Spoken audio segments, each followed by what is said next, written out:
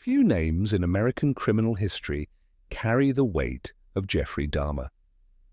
A man who appeared ordinary on the surface, yet harbored one of the darkest inner worlds ever documented. His story is not just about the crimes he committed, but about the failures of systems, the silence of neighbors, and the unimaginable suffering of 17 human beings whose lives were stolen from them.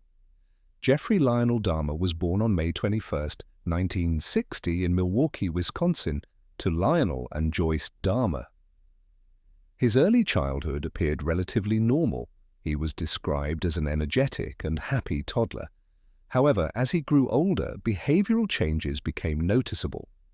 After his mother suffered a difficult pregnancy with his younger brother, the family dynamic shifted. Joyce struggled with mental health issues, and the household became increasingly unstable.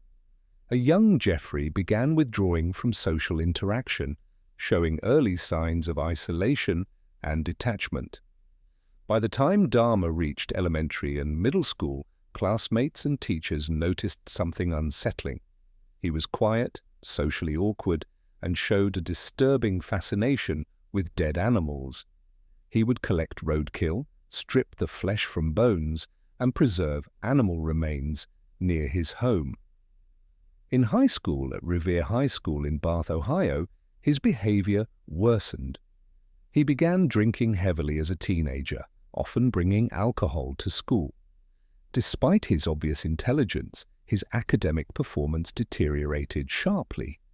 Yearbook photos from this period show a young man already disconnected from the world around him.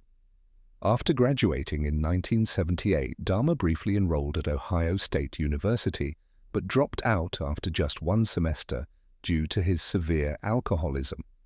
His father, desperate to instill discipline, encouraged him to join the United States Army.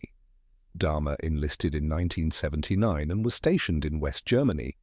However, his drinking continued to spiral, and he was discharged in 1981. He eventually settled in Milwaukee, Wisconsin, living with his grandmother for several years. It was during this period that his darkest impulses began to take shape. Dahmer committed his first murder in 1978, just weeks after his high school graduation, killing Stephen Hicks, a hitchhiker he had invited home. He strangled Hicks, dismembered the body, and buried the remains.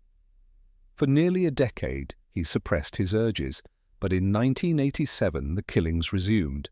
Between 1987 and 1991, Dahmer murdered 16 more men and boys, most of whom were young African American and Asian men he lured from bars, malls, and bus stops in Milwaukee. His methods were horrifying. He drugged his victims, strangled them, and engaged in acts of necrophilia and cannibalism. He preserved skulls and body parts as trophies. Photographs taken by Dahmer himself, later recovered by police, documented the full extent of his atrocities. On July 22, 1991, Tracy Edwards escaped from Dahmer's apartment at 924 North 25th Street in Milwaukee and flagged down police officers. When officers entered the apartment, they discovered photographs, human remains in a refrigerator, preserved skulls, and a barrel containing decomposed bodies. Dahmer was arrested immediately. The trial began in January 1992. Dahmer pleaded guilty but argued insanity. The jury rejected his plea, and on February 15, 1992, he was convicted of 15 counts of murder and sentenced to 15 consecutive life terms, totaling 957 years in prison. Newspaper front pages across the country carried images of Dahmer being escorted into court, his blank expression chilling millions of readers. On November 28, 1994, Jeffrey Dahmer was beaten to death by fellow inmate Christopher Scarver at the Columbia Correctional Institution in Portage, Wisconsin. He was 34 years old. His 17 victims ranged in age from 14 to 33.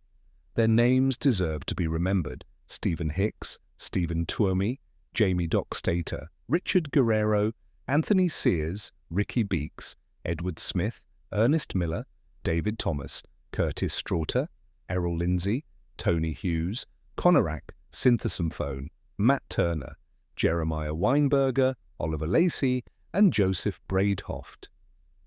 Each life had value, dreams, and people who loved them. Their stories must never be reduced to a footnote in the history of a killer.